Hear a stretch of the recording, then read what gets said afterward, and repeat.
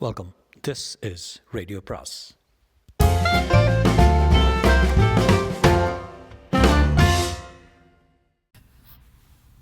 அனைவருக்கும் அன்பு வணக்கம். ஜெயமோகனின் இரவு அத்தியாயம் 20. நான் உசுப்பி எழுப்பப்பட்ட போது கூரிய பளபளக்கும் வாள் போல என் உடல் மீது குறுக்காக கிடந்த வெயிலைத்தான் முதலில் பார்த்தேன். ஜன்னல் சற்றை திறந்து கண் கூசும் ஒளிக்கோடாக இருந்தது. சார், நான் திடுக்கிட்டு எழுந்து யாரு என்றேன். ഉണ്ണികൃഷ്ണനാക്കും സാർ. സ്വിച്ച് എവിടെ നിന്ന് தெரியாமல் ഞാൻ ജന്നൽ തുറന്നു. நான் லுங்கியை கட்டிக்கொண்டு எழுந்து நேரத்தை பார்த்தேன். மணி 3:30. என்ன என்று எரிச்சலுடன் கேட்டேன். சார், பக்கத்து வீட்டில் போலீஸ் வந்திருக்கு. நான் புரியாமல் விழித்து என்னது என்றேன். போலீஸ் சார், போலீஸ் வந்திருக்கு. பயங்கரமான சம்பவங்கள் நடந்து போச்சு. குரலை தாழ்த்தி, அந்த மேனோன் ஸ்திரீயை யாரோ கொன்று போட்டாங்க. என் மூளை இப்போதும் இயங்கவில்லை. அவர் என் அருகே குனிந்து, அந்த மேனோன் சாருக்கு வைஃபை கொன்று போட்டாங்க சார். நான் குதித்து எழுந்து நின்றேன். என் தொடை அனிச்சையாக படபடவன் ஆடியது. கண்கள் மங்கலாகி வந்தன. என்னது, என்னையா சொல்கிற? அந்த ஸ்திரீயே ஆரு? கமலவா? அதேதான் சார். அவள் இந்த காலையில் காரில் ஒரு ஆஸ்பத்திரிக்கு போயிருக்கா. அங்கே ஒரு சுவாமியும் இவளும் ஒன்றா இருந்ததை கண்டு அவிடம் உள்ள ஒரு பெங்கால்காரன் 2 ஆளையும் வெட்டி கொன்னோம். நான் தள்ளாடி மெத்தையில் விழுந்து விட்டேன். சாரே சாரே! காய்ந்த உதடுகளுடன் தண்ணீர் என சுட்டி காட்டினேன். அவர் தண்ணீரை விட்டு எனக்கு தரும்போது தழும்பி தரையில் கொட்டியது. என்னால் டம்ளரை சரியாக பிடிக்க முடியவில்லை. நீர் வாயில் தழும்பி மெத்தை மேல் கொட்டியது. குளிர்ந்த ரப்பர் பந்தாக நீர் தொண்டையில் நிற்பது போல் இருந்தது. சில கணங்களுக்கு பின்னர் சட்டென்று மொத்த உண்மையும் என் தலையை அரைந்தது. தீச்சுட்டவனைப் போல எழுந்து கீழே ஓடி பிரக்ஞை கொண்டு மேலே வந்து சரசரவென்று உடை மாற்றிக்கொண்டு மீண்டும் கீழே ஓடி வெயிலில் கண்கூச மீண்டும் மேலே வந்து கருப்பு கண்ணாடியை அரையெங்கும் வெறி பிடித்தவன் போல தேடி உன்னிகிருஷ்ணன் எடுத்து கொடுக்க அதை வாங்கி கொண்டு மீண்டும் கீழே ஓடி தென்னை மரம் கூட்டங்கள் வழியாக பாய்ந்து மேனன் வீட்டை அடைந்து முற்றத்தில் ஒரு ஜீப் நின்றிருந்தது. காக்கி அணிந்த டிரைவர் பானட்டில் சாய்ந்து நிற்க உள்ளே பேச்சொலிகள் கேட்டன. நான் டிரைவரிடம், வேர் இஸ் தி இன்ஸ்பெக்டர் என்றேன். அவர் அதுண்டு என்றார். நான் படிகளில் ஏறி வாசலில் நின்றேன். உள்ளிருந்து முறையை திறந்தேன் என்று சொன்னபடி வந்த இன்ஸ்பெக்டர், ஆரா என்றார். நான் என்னை அறிமுகம் செய்து கொண்டேன். அட்மிரல் எங்கே என்றேன். அவர் சூப்பரிண்டென்ட் ஆஃபீஸில் இருப்பதாக சொன்னார். நான் இறங்கி வெளியே ஓடி என் வீட்டுக்கு சென்று காரை கிளப்பி சாலையில் புழுதி பறக்க விரைந்தேன். மரணம் எனக்கு தெரிந்ததுதான். ஆனால் ஒவ்வொரு முறையும் அருகே பார்க்கும்போது அதன் பிரம்மாண்டமான மர்மம் மனதை உறையச் செய்து விடுகிறது. ஒரு மனிதர், அவரது சிந்தனைகள், உணர்ச்சிகள், நினைவுகள், அறிமுகங்கள் அனைத்துடனும் அப்படியே இல்லாமலாகி விடுகிறார். அதெப்படி என்று மனம் பிரமித்து அரற்றி மீண்டும் பிரமித்தது. மீண்டும் வீடு திரும்பினால் அங்கே கமலா இருக்கலாம். இல்லை, போகும் இடத்தில் சிரித்து கொண்டு கையை சேர்க்கலாம். இல்லை, மனம் பொங்குது. ஒரு துளி கண்ணீர் விட்டுவிட்டேன். சூப்பரண்டென்ட் அலுவலகம் மகாராஜா காலத்து 2 அடுக்கு ஓட்டு கட்டிடம். பெரிய உருண்ட மரத்தூண்கள் கொண்ட அகலமான வராந்தாக்கள். தரை மட்டும் புதிதாக டைல்ஸ் போடப்பட்டிருந்தது. கரிய ஈட்டி மர கதவுகள், பித்தளை கம்பிகள் கொண்ட ஜன்னல்களுக்கு அப்பால் ஃபைல்கள் பிதுங்கிய அடுக்குகளின் நடுவே மின்விசிறிகள் கரகரவென்று சுழன்றன. அரைக்கதவின் முன் ஸ்டூலில் அமர்ந்திருந்த பியூனிடம் நான் என்னை அறிமுகம் செய்து கொண்டேன். எந்தா கேச என்றார். நான் அட்மிரல் பெயரை சொன்னேன். DSP സദാനന്ദ സാറാണ് നോക്കുന്നത്. 4ാമത്തെ മുറിയിലേക്ക് പോയിക്കോ என்றார். நான் நன்றி சொல்லி செல்லும்போது, மற்றே தேவடிச்சியுடைய ஆளா, கருத்த கண்ணாடகண்டோ என்று அவர் பின்னால் யாரிடமோ சொல்லும் முணுமுணுப்பொலி கேட்டது. அவன் சுட்டிக்காட்டிய அறைக்குள் பெரிய மரப்படிகள் மேலேறின. திம் திம் என அதில் ஏறினேன். வரிசையாக அறைகளில் DSP சதானந்தனின் அறையை பெயர் பலகை மூலம் அடையாளம் கண்டேன். அங்கே நின்ற போலீஸ்காரரிடம் மீண்டும் என்னை அறிமுகம் செய்து கொண்டேன். அவன் உள்ளே சென்ற பின் என்னை உள்ளே வர சொன்னான். கண்ணாடியை கழற்றிவிட்டு உள்ளே சென்றேன். DSPக்கு 40 வயது இருக்கும். இறுக்கமான முறைப்பான உடலும் முகமும், குடி தெரியும் கண் இறப்பைகள், நிக்கோட்டின் படிந்த உதடுகள். கையசைவால் அமர சொன்னார். நான் என்னை அறிமுகம் செய்து கொண்டதும், மலையாளம் தெரியாதா என்றார். இல்லை என்றேன். எனக்கு இங்கிலீஷ் சரியாக வராது. போலீஸ் இங்கிலீஷ் என்று ஒன்று இருக்கிறது, அதுதான் தெரியும் என்று புன்னகை செய்தபின், பயப்பட வேண்டாம், போலீஸ் மலையாளத்தை விட கௌரவமாக தான் இருக்கும் என்று சிரித்தார். சட்டென்று அவரில் தெரிந்த அந்த நகைச்சுவை அவரை சற்று ஒளி கொள்ளச் செய்தது. நான் அந்த நிமிடம் வரையிலான இறுக்கத்தை இழந்து புன்னகைத்தேன். எனக்கும் ஆடிட் இங்கிலீஷ் தான் தெரியும் என்றேன். என்னை பற்றி சுருக்கமாக விசாரித்தார். நான் சொல்லி கொண்டிருக்கும் போது இணையத்தில் தட்டி என்னை பற்றி பக்கத்தை எடுத்து விட்டார். ரன்னிங் 50 crore ஆர்கனைசேஷன் நிமிர்ந்து பணக்காரர் என்றார். சென்னையில் இது ஒரு பணமே இல்லை சார் என்றேன். எர்ணாகுளத்தில் அப்படி தான்.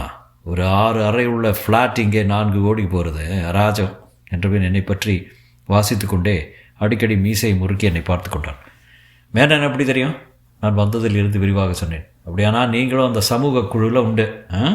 நான் உங்களை பார்த்தபோதே நினச்சேன் கருப்பு கண்ணாடி போட்டிருந்தீங்க. என் கண்ணில் ஆச்சரியத்தை பார்த்த பின் வெளியே ஷார்ட் சர்க்கியூட் கேமரா இருக்கிறது என்றார். ஓ என்றேன். என்ன சமூகம் இது? கூட்ட உடலுறவு, காமமும் யோகாவும் என்ன செய்கிறீங்க? நான் பெருமூச்சு விட்டு எனக்கு தெரிந்த விட அப்படி எதுவும் இல்லை சார். இது பகல் வெளிச்சத்தை பார்க்க முடியாத பிரச்சனை உள்ளவர்களின் ஒரு குழு மட்டும்தான் என்றேன். என்ன பிரச்சனை? மெடிக்கல்? ஆமாம். ஓ என்றார். ஒரு டாக்டர் இதை சான்றிதழ் வழங்குவாரா?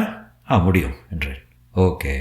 நான் மேஜையில் சரிந்து மேனன் எங்கே இருக்கிறாரு என்றேன். ஆஸ்பத்திரி கொண்டு போயிருக்காங்க.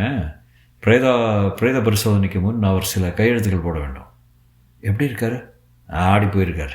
ஆனால் உறுதியான மனிதர். நான் சில கணங்கள் மௌனத்துக்கு பின் என்ன நடந்தது என்றேன். அவர் ஒரு வெள்ளி டப்பாவை திறந்து ஒரு சிகரெட் பற்ற வைத்துக்கணும். நீங்கள் சிகரெட் பிடிப்பதில்லை என்றார். அந்த சுவாமிஜிக்கும் இந்த பெண்ணு கமலாவுக்கும் கள்ளத்தொடர்பு இருந்திருக்கிறது. அவளுக்கு 57 வயது. ஆனால் இப்போதும் பேரழகி. சுவாமிஜிக்கு 49. இந்த உறவு 1 வருடமாக நீடிக்குது. சுவாமிஜியின் சீடர்களை விசாரித்தோம். அதில் ஒருவர் உதயபானு அப்படின்னு பேர். அவர் தெளிவாகவே சொல்லிட்டார். அவர் தான் முதல் சாட்சி. அவர் டிவியின் ரிமோட்டை அழுத்தினார். He is almost celebrity now. டிவியில் உதயபானு விதவிதமான கோணங்களில் பேசிக் கொண்டிருந்தார். அவரை சுற்றி போலீஸ்காரர்களும் நிருபர்களும் பிதுங்கினார்கள். கண்ணாடி டம்ளரில் தண்ணீர் குடித்தார். உண்மையிலே அந்த முக்கியத்துவத்தை அவர் ரசிக்கிறாரா என்ற ஐயம் எனக்கு ஏற்பட்டது. കമലാമേനൻ വധത്തിൽ ഉന്നതർക്ക് പങ്കുണ്ടോ? ആരൊക്കെയാണ് ആ ഉന്നതർ? ഞങ്ങളുടെ സ്വന്തം ലേഖകൻ്റെ സ്പെഷ്യൽ റിപ്പോർട്ട് என்றொரு இளம்பெண் கூட்டத்தில் தள்ளாடிபடி மைக்கை நோக்கி கூவினாள். பின்னணியில் போலீஸ் ஜீப் ஒன்று முறுங்கியது. இது லைவா என்றேன். இல்லை 3 மணி நேரம் பழைய காட்சி லைவ் மாதிரி காட்டுறாங்க. இனி 1 மாதம் இதை மீடியாவில் ஓணம் போல் கொண்டாடுவாங்க பேஸ்டர்ட்ஸ். அணைத்து விட்டு ஆச்சரியம் என்னென்னா அந்த ஆசிரமத்தில் வேறு யாருக்குமே இந்த விஷயம் தெரியாது. எல்லாருக்குமே ஆச்சரியம். சுவாமிஜி மிகவும் நேர்மையானவருங்கிறாங்க. இதுவரை அவரை பற்றி எந்த வகையான குற்றச்சாட்டு சந்தேகமும் கூட வந்ததில்லை. சிகரெட்டை உயிர் காக்கும் மருந்து போல் ஆழமாக இழுத்து என்ன நடந்திருக்குன்னா, அந்த ஆசிரமத்தில் பகலில் யாருமே விழுத்திருக்க மாட்டாங்க. வாட்ச்மேன் மட்டும்தான் இருப்பான்.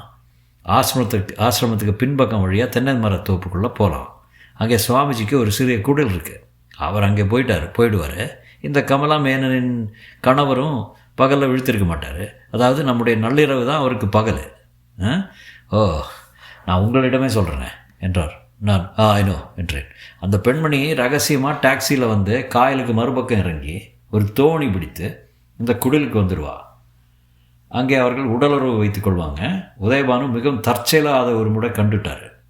அதை பற்றி சுவாமிஜியும் சண்டை போட்டிருக்காரு.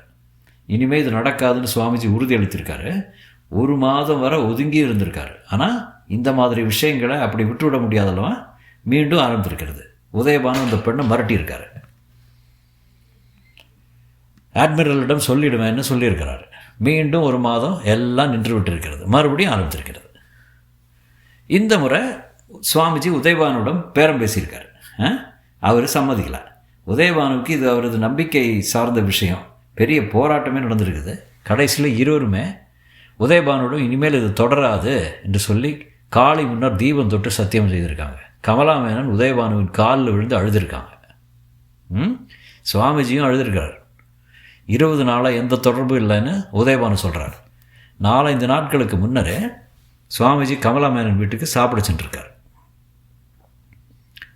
நானும் அங்கே இருந்திருந்தேன். ஓஹோ, அங்கே அவங்க ஏதாவது பேசிக்கொண்டாங்களா?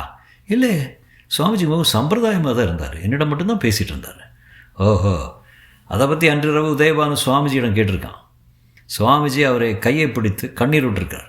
தன்னுடைய மனம் எப்படி அவளை நோக்கியே செல்கிறது என்றும் அதை தடுத்து ஜெயிக்க எத்தனை கஷ்டப்படுறாருன்னு சொல்லியிருக்கார்.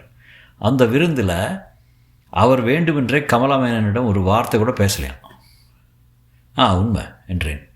டிஎஸ்பி, உதயபானுவை பொறுத்தவரை இந்த பெண்மணி ஒரு யட்சின்னா காமரூபிணி என்று திரும்ப திரும்ப சொல்கிறார்.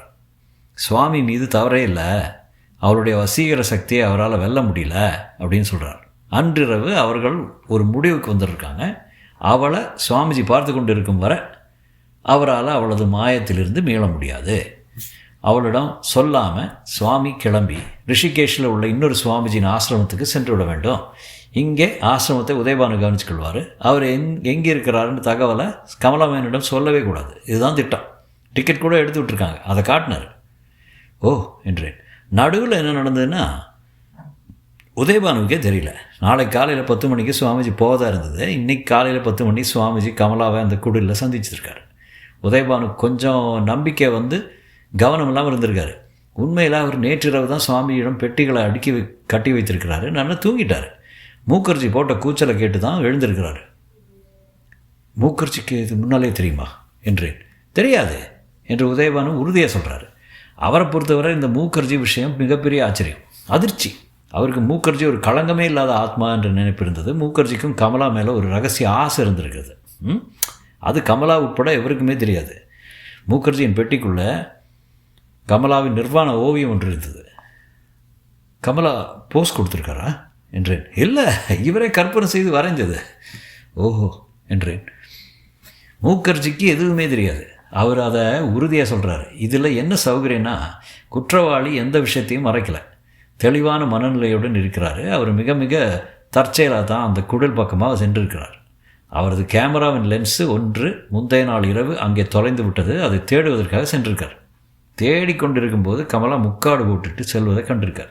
அது கமலா தானா என்று நெடுநேரம் அவருக்கு சந்தேகம். நெடுநேரம் கழித்து பார்த்து விடலாமே என்று அந்த குடில் அருகே சென்று பின்பக்க ஜன்னலின் விரிசல் வழியாக பார்த்துருக்கார். நான் சில கணங்கள் பேசாமல் இருந்தேன். டிஎஸ்பி சிகரெட் குச்சியை சாம்பல் கிண்ணத்தில் குத்திவிட்டு என்னை நோக்கி புன்னகை புரிந்து, என் வேலையில் இது மாதிரி வழக்குகளை 100க்கு மேலாக பார்த்துருக்கேன். இந்த சந்தர்ப்பத்தில் நடப்பது ஒன்றே ஒன்று தான். எந்த பேச்சும் இல்லை. அந்த மனிதர் பைத்தியமாகிடுறாரு. ஒரு கெட்ட ஆவி பிடிப்பது போல் என்ன நடக்கிறதுன்னு அவருக்கே தெரியதில்லை. அப்போது எது கையில் கிடைக்கிறதோ அதை எடுத்துகிட்டு கதவை அடைச்சிட்டு உள்ளே போய் போன வேகத்தில் இருவரையும் தாக்குவார். இவர் கையில் கிடச்சது ஒரு கோடாரி. நான் முகத்தை கைகளால் மூடிக்கொண்டு சில கணங்கள் இருந்தேன். இதய ஒலி கேட்டது. அந்த காட்சியை என்னால் காண முடிந்தது. அதை தவிர்க்க எண்ணினேன். நன்றாகவே இது வேர்த்து விட்டது. ஆனால் டிஎஸ்பி தொடர்ந்தார். இருவருமே நிர்வாணமாக இருந்திருக்காங்க. உறவின் உச்சம். கதவை உடைத்து இவர் வந்ததே தெரியல. முதல் வெட்டு மேலே கிடந்த சுவாமிஜிக்கு மண்டை தேங்காய் மாதிரி சிதறிடுச்சு. கீழே கிடந்த Kamala, no please, no please, okay என்றார் டிஎஸ்பி. ஆனால் அவரால் சொல்லாமல் இருக்க முடியவில்லை. நெடுங்கால போலீஸ் சேவை குரூரங்களை ரசிப்பவராக ஆகியிருக்கலாம். வர்ணனையில் மனம் ஆழமாக ஈடுபட்டு இருந்தது தெரிந்தது. ஏன் கமலா எழுந்து தடுக்க முயலலை, ஓடலைன்னு கண்டிப்பாக கோர்ட்டில் கேட்பாங்க. நெற்றியில் ஒரே வெட்டு. மண்டை 2ஆக பிளந்துருச்சு. வேறு எந்த காயமும் இல்லை. எந்த திமிரலும் நடந்ததாக தெரியல. வேறு ஒன்றும் இல்லை. சுவாமிஜியின் மொத்த எடையும் அவள் மேலே இருந்தது. அவர் சரிந்து பக்கவாட்டில் விழுந்ததும் அவள் அப்படியே ஸ்தம்பித்து போயிருப்பாள். அவள் ஒரு ஆர்காசத்தின் தொடக்கத்தில் இருந்திருக்கலாம். என்ன ஏதுன்னு தெரிந்து மூளை தெளிவடையாமலே கொல்லப்பட்டு விட்டாள். நான் அவரை பார்த்து கொண்டிருந்தேன். குரூரமான உதடுகள் அசைந்து அசைந்து சொல்லி கொண்டிருந்தன. ஆங்காங்கே சில சொற்கள் மட்டும் என் காதில் விழுந்தன. கோடாலியோடு மூக்கர்ஜி பைத்தியம் போல் ஓடி ஆசிரமத்துக்கு சென்று பயங்கரமாக கூச்சல் போட்டிருக்காரு. தன்னுடைய ஓவியங்களை எல்லாம் கிழித்து போட்டிருக்காரு. யாருமே அருகில் செல்ல முடியலை. போலீஸ் போகும்போது வெறும் மணலில் ரத்தம் உலர்ந்த கோடாலியுடன் படுத்து கிடந்தார். மேனன் எப்படி இருக்கார் என்றேன் பேச்சை மாற்றும் பொருட்டு. இந்த மாதிரி வழக்குகளில் அந்த கணவனின் நிலை தான் பரிதாபம். அவர் பொய்யான உலகில் இருந்திருப்பான். சோரம் போகும் பெண் கணவனிடம் மிக மிக நல்ல உறவை வச்சுருப்பா. அதுக்கு காரணம் ஏமாற்றுவது மட்டுமல்ல, அவளுக்குள் ஒரு குற்ற உணர்ச்சி இருக்கிறதே, அதனால் கணவன் மனைவி உறவு மிகச்சிறப்பாக இருக்கும். ஏற்கனவே இருந்த சிறிய பூசல்கள் கூட இல்லாமல் ஆகிடும். கிட்டத்தட்ட ஒரு லட்சிய உறவு. இன்னொரு சிகரெட் பற்ற வைத்துக்கொண்டு, அது சட்டுன்னு உடையும் போது அவனால் நம்ப முடியறதில்ல என்றார். அப்படியே பிரமித்து உறைந்து போயிடும். நிறைய பேர் மந்த புத்திகள் போலவே இருப்பாங்க. இந்த மாதிரி வழக்குகளில் இனிமேல் டிவியில் பாருங்கள். அந்த கணவன் ஒரு முட்டாள் மாதிரி இருப்பான். மூளை இல்லாத மாதிரி பேசுவான். நீங்கள் கூட இந்த முட்டாளை விட்டு அவள் சோரம் போகாமல் இருந்தால் தான் ஆச்சரியம்னு நினைப்பீங்க. ஆனால் அவன் அந்த கணத்திற்கு முன்பு வர அதி புத்திசாலியாக இருந்திருப்பான். உற்சாகமானவனாக இருந்திருப்பான். ஒரே துரோகம் என்பது சாதாரண விஷயமா என்ன? ஒருவனுடைய இருப்பை முழுமையாக நிராகரிப்பது தானே. நீ மனிதனே இல்லை, நீ செத்துப்போ என்று சொல்வது தானே. துரோகத்தை சந்தித்த கணவர்களில் மிக மிகச் சிலர் தான் மீண்டு வருவார்கள். மேனன் என்றேன். அவர் நன்றாக தான் இருக்கார், அமைதியாக சிலை போல இருக்கார். கேட்டால் மட்டும் பதில் சொல்கிறாரு, தலை குனிஞ்சு யோசிச்சுட்டே இருக்கார். நான் அவரை சந்திக்க வேண்டும். பார்ப்போம். அவரை இங்கே கொண்டு வர சொல்லியிருக்கேன். சடலத்தை அவர் வாங்கிட்டு எரிக்க போகிறாரா இல்லை கார்ப்பரேஷன் பொறுப்புக்கே விட போகிறாரான்னு தெரியல. போஸ்ட்மார்ட்டம் என்னவும் முடியல. செல்ஃபோனை எடுத்து அழுத்தியபடி, அந்த ஆசிரம கும்பல் தான் எல்லாருக்குமே வேடிக்கை.